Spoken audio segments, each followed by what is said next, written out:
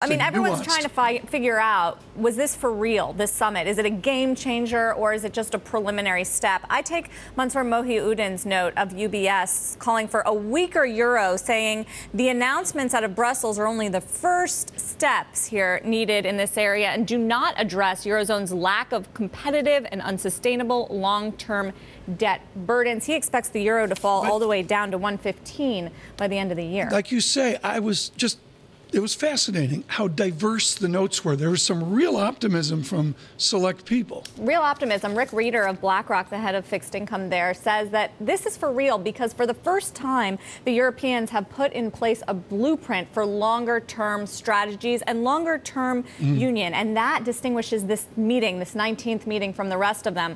But as you can see from Mansour Mohiuddin, a lot of work still needs to be done, starting with the ECB this week. The expectations were certainly low heading into this summit, which is why perhaps investors were pleasantly surprised, and we saw the reaction on Friday. In another post-game analysis of the EU summit, Goldman Sachs' Hugh Pill says that the overall summit surprised modestly to the upside, but the decisions taken at last week's EU summit are best seen as part of the incremental process of institutional reform.